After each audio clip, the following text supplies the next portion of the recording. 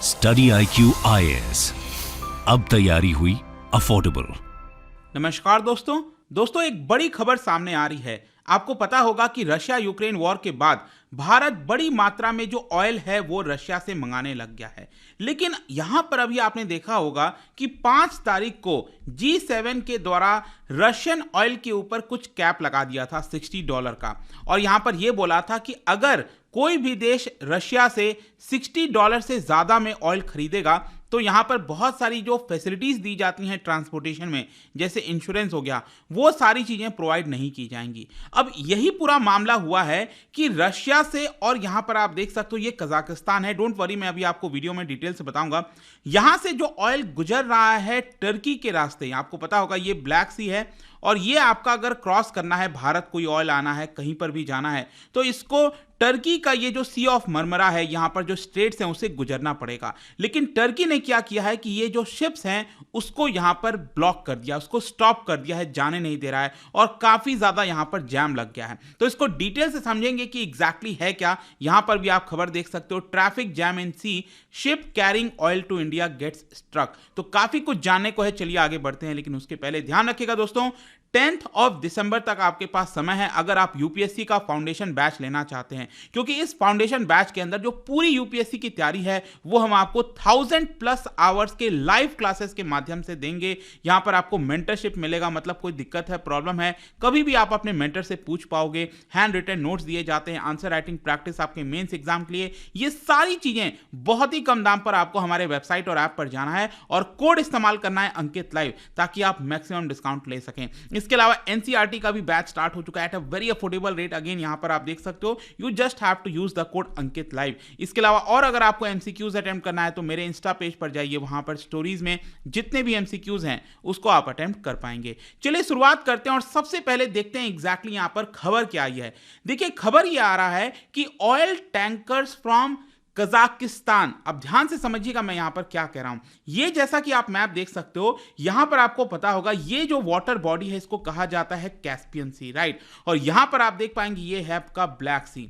तो यहां पर लोकेशन ध्यान से देखिए, मैं बात कर रहा हूं कजाकिस्तान की। ये कजाकिस्तान आप देख पा रहे होगे।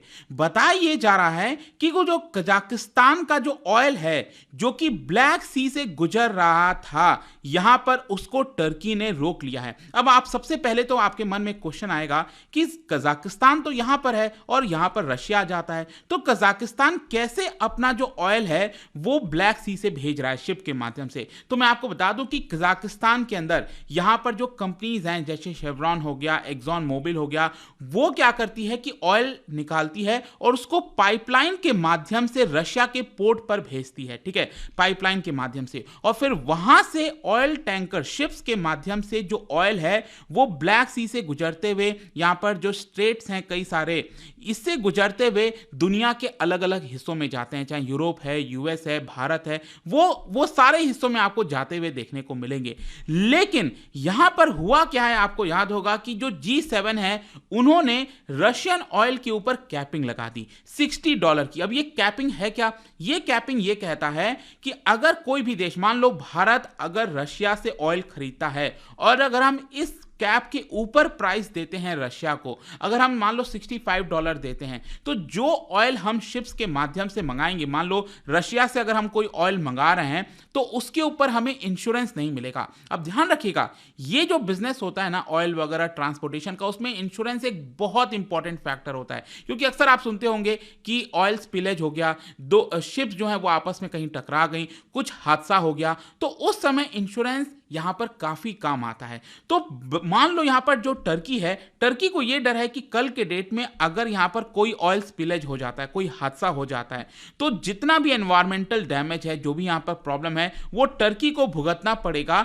अगर इंश्योरेंस नहीं होगा अगर उस शिप का। तो टर्की यहां पर क्या कर रहा है कि जितने भी शिप्स जा रहे हैं स्ट्रेट से, उनसे कह रहा है कि आपका इंश्योरेंस कहां है, आप पेपर हमें दिखाइए। लेकिन जैसा कि मैंने बताया कि ये जो कैपिंग है वो किसके ऊपर है, वो है रशिया के ऊपर। लेकिन प्रॉब्लम क्या हुआ है कि जो शिप कजाकिस्तान का ऑयल ले जा रहे हैं उनको भी टर्की यहां पर रोक ले रहा है, और इसीलिए ये यहां पर इतनी बड़ी प्रॉब्लम यहां पे हो गई है। बताया जा रहा है कुछ कुछ मीडिया के अंदर मैंने देखा यहाँ पर 22 टैंकर्स बताया जा रहा था। इनफैक्ट जो लेटेस्ट खबर देख रहा था उसमें बताया जा रहा था कि 30 टैंकर्स के आसपास यहाँ पर जो शिप्स हैं वो इधर जैम हो गई हैं, यहाँ पर फंस गई हैं। काफ़ी ज़्यादा ट्रैफिक देखने को मिल रहा है। और जो टर्की है, जो वहाँ की सरकार है टर्की की, उनकी जो ऑफिशियल्स हैं वो यहाँ पर जितने भी शिप्स हैं उनसे ये कह रहे हैं कि अगर आपके शिप का इंश्योरेंस हुआ है तो उसका आप हमें लेटर दिखाइए, उसका पेपर आप हमें दिखाइए। लेकिन मैं आपको बता दूं कि यहाँ पर जो इंश्योरेंस की कंपनीज हैं वो ज़्यादातर पेपर नहीं दिखाती हैं। जी हाँ, वो क्या है कि ऑनलाइन सब कुछ चेक किया जाता है। लेकिन क्या हुआ है कि ये जो प्राइस कैपिंग लगी है उसकी वजह से ऑनलाइन सिस्टम नहीं वर्क कर रहा है। मतलब कहने का मतलब है कि क्योंकि यहाँ पर रशियन ऑयल के ऊपर कैपिंग लग गया और भारत मान लो $60 से ज्यादा खरीद रहा है, तो हम जो इंश्योरेंस कंपनीज हैं उनसे तो इंश्योरेंस ले नहीं पाएंगे।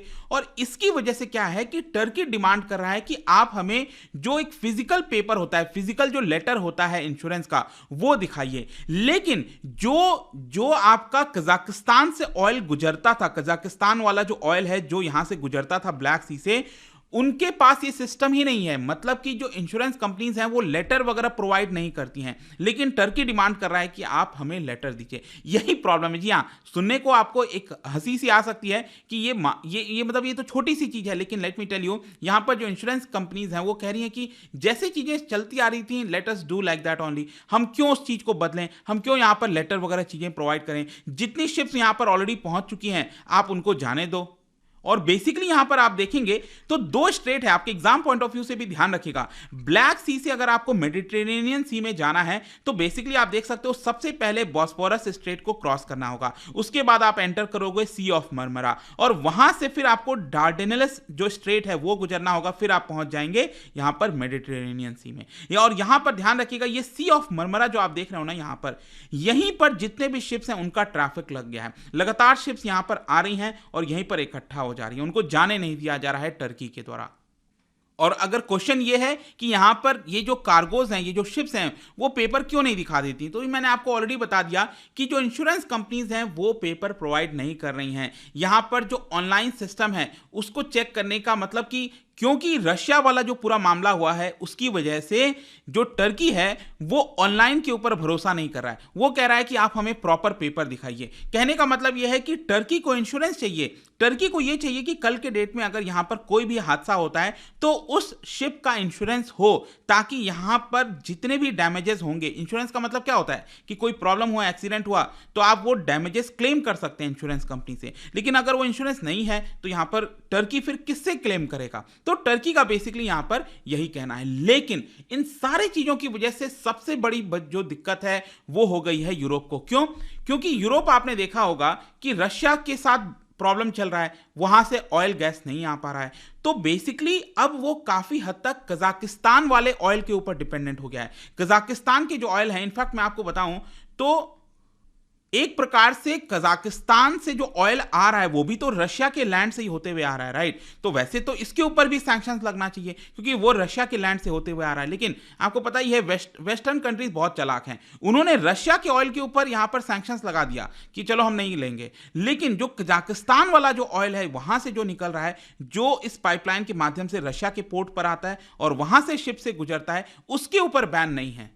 और प्रॉब्लम यूरोप के लिए यही हो गया है कि यहां पर कजाकिस्तान का जो ज्यादातर ऑयल है, मतलब ये मैंने आपको बताया ना 20 शिप्स हैं मान लो, तो लगभग 19 शिप्स जो हैं वो कजाकिस्तान की हैं और वो शिप्स बेसिकली पहुंचना है यूरोप के अंदर ताकि वो ऑयल प्रोवाइड कर सकें। लेकिन वो शिप्स जा नहीं पा रहा है क्योंकि टर्की ने रोक लिया है। और बाकी का जो एक है ना आपका, मैंने आपको बताया जो एक टैंकर है वो बेसिकली रशिया वाला टैंकर है और वो ऑयल भारत के पास आना था, ठीक है। वो ऑयल भारत के पास आना था लगभग 1 मिलियन बैरल्स के आसपास, तो वो वाला ऑयल भारत को भी नहीं मिल पा रहा है। तो ये सारी चीजें, ये सारे जो प्रॉब्लम्स है वो देखने को मिलेगा। और इनफैक्ट मैं आपको दिखा भी सकता हूं कि यहां पर जो international group of P&I club है, जो कि 90% मतलब कि जितने भी शिप्स वगैरह चलते हैं दुनिया के अंदर, उसको जो इंश्योरेंस प्रोवाइड किया जाता है लगभग 90% वो इन्हीं के द्वारा किया जाता है। तो वो लोग कह रहे हैं कि ये जो लेटर वाला पूरा मामला है जो टर्की डिमांड कर रहा है, हम उसको फुलफिल नहीं कर सकते।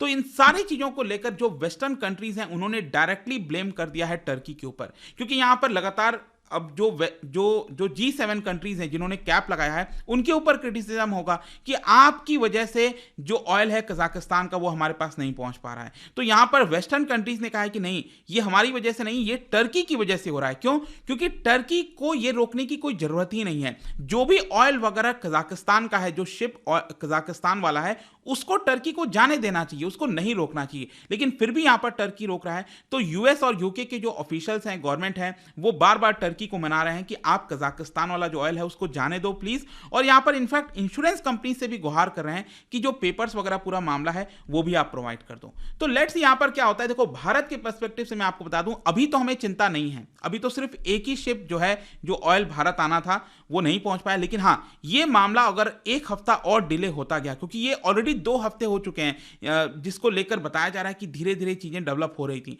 लेकिन अगर एक हफ्ता और चीजें खिंच गया तो यहां पर भारत के लिए मुसीबत हो सकती है। तो लेट्स सी किस तरह से चीजें रिजॉल्व होंगी। बट आई होप कि जो पूरा मामला चल रहा था, काफी कंफ्यूजन था, एग्जैक्टली हो क्या रहा है वो सब कुछ आपको पता चल गया होगा। और जाने से पहले एक इंटरेस्टिंग क्वेश्चन यहां पर, क्योंकि हम स्ट्रेट की बात कर रहे थे, युकाटन स्ट्रेट, क्या बता सकते हो ये कौन से 2 कंट्रीज को जोड़ता है? इसका राइट आंसर आप सबको पता है, मेरे इंस्टाग्राम पर तो मिलेगा ही। वहां पर अगर आप नहीं हो कोई बात नहीं, टेलीग्राम से भी ले सकते हैं इसका सही उत्तर। मैं कई सारे जो एमसीक्यूज हैं वो यहां पर स्टोरीज में डालता रहता हूं। बाकी अगर आपको पीडीएफ चाहिए तो टेलीग्राम पर आइए, अलग अलग सोशल मीडिया पर आप जुड़ पाओगे। और जैसा मैंने बताया, यूपीएससी के फाउंडेशन बैच के लिए this is the best course eight a very affordable rate, क्योंकि यहां पर सारी तैयारी कराई जाती है। लेट मी टेल यू, भले ही प्राइस काफी कम हो, लेकिन जो तैयारी है उसमें कोई कसर नहीं रहता, सारी चीजें आपको मिलेंगी। And you have to just use the code Ankit live ताकि आपको मैक्सिमम डिस्काउंट मिले। एंड आई होप कि वीडियो आपको पसंद आया होगा। मिलता हूं आपसे next time. Till then, thank you very much, see you soon. Study IQ IAS, अब तैयारी हुई अफोर्डेबल।